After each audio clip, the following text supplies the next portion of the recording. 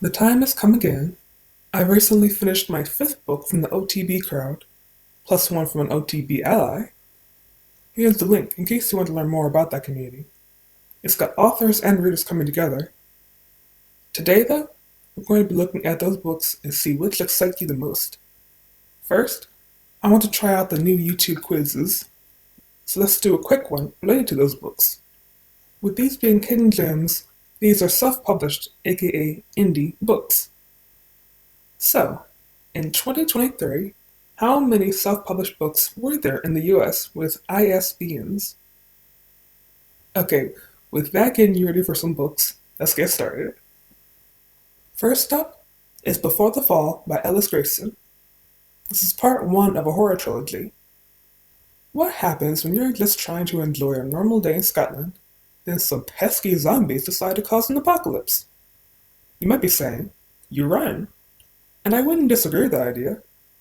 Of course, I wouldn't survive either, because these aren't your regular, slow zombies that you can take a leisurely stroll past. If you do that with these, you are absolutely going to get eaten. Derek is our lead here, gradually realizing, hey guys, I think something horrible is happening in town. Yes, Derek, I sadly must concur. What ensues is a thrilling story with a small group of family and friends at the heart of it. The story almost reminded me of a movie, letting you see exactly how it is and not shying away from the more practical sides of being in a world like this. If you're a horror fan, or if you're new to the genre, this would be a good pick to add to your physical or Kindle library. Zombies need to eat, and we do too. So how exactly does one come by groceries in the apocalypse? I guess you just have to check it out and read for yourself. Another related quiz for you. We are going to be trivia experts by the end of this. What was the first American book to have zombies? Second story, Springhaven, the Silver River series by Emily Seams. This is the one from our OTB ally. She's actually got her very own channel here on YouTube, so I've got a link in the description. She reviews indie books, so definitely check that out. One of the reviews was even from another OTB member. This story is part one of a romantasy. Have you ever imagined a land with magical gods and flying horses? What if the gods were violently killed and the horses remained, leaving nothing but decay and a tyrant? That's what the King of Chasm did. People are grouped into two categories, powerless and those with powers. For our resident bad luck victim, Evia is in that first group. If you thought that just having to deal with a teacher's salary was a hard enough life, she has to deal with that and not even being able to stay out at night without the risk of a monster finding and killing her. That's why her guardian yokes her out of that awful place and relocates them both to a land of rebels. Is it risky? Yes. Is it arguably way better than living with the killer of gods? Yeah, I mean, is that an actual question, or... Now, though, she has to get ready for a war. The only thing that's going to make her stressful day a bit better is the cute captain and an especially alluring commander-in-chief. Romantasy fans should definitely check this one out. Third one, The Night Shift, The Feymark Files, Volume 1 by Daphne Vermeer. This is actually my very first ARC read, so that was fun. I felt so fancy. Let me set the scene for you. An urban fantasy where you have two guys. One used to be a school bully, and the other used to be the school nerd. Obviously, that's the perfect start to a friendship, right? Okay, maybe it's a bit unconventional, but I hear that a great way to build a brotherhood is to be forced to fight evil monsters. You know, either learn to get along, or you die. Either way, the tension stops. Anthony and Emmanuel, Manu, are the leads here.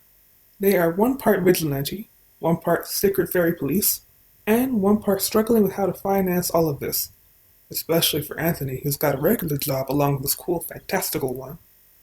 The story blends enough realistic elements to feel grounded while also letting readers dip their toes into a magical world, discovering more right alongside the characters. You know the drill. If you're an urban fantasy fan, or if you want to try this out, I highly recommend this. The Brotherhood is so sweet, I love it.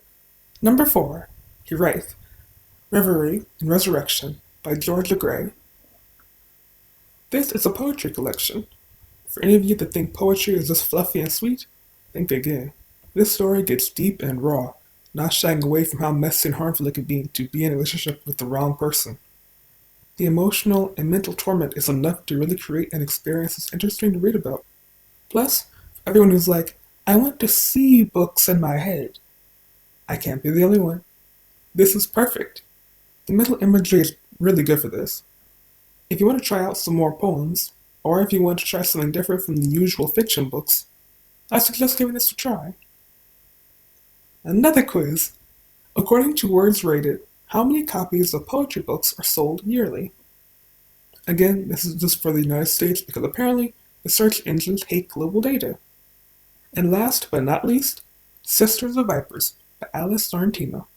This is a fantasy and our only standalone in the list, something I actually just realized while preparing the script.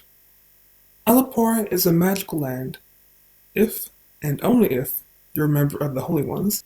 If not, then no magic for you. Or, and hear me out, you could go to this place called the Master Market and make a deal with a capital D, this is important, with a demon. You're a bit hesitant? Okay, fair. Zomak, our lead heroine, also was. That's why she decided to make a name for herself, and impress the pretty priestess, by speaking with the demons and converting them into a more socially acceptable version of themselves. What could go wrong? Oh, very much. So very much indeed. My fellow fans of angst will love this, because Zomak and those closest to her go through it. Particularly Zomak, though. Plot armor? What's that? Does it cause you to get hit more often? Pretty sure that's how it works. Seriously, this was a very fun novel, and I definitely hope it gets some more love. One more quiz to end us off on. I got this data from indiebookshop.com. How many indie bookstores are there across the US? With this, I hope you follow these authors, read their books, and enjoy. Please like, subscribe for more content, and comment. Also, let me know what you thought of the quizzes. It should be at the bottom, they let you pick, and then they'll show you which one's right. I saw them last week, but it was too late to add them to the script, so I hope they added some nice flair here. See you next time.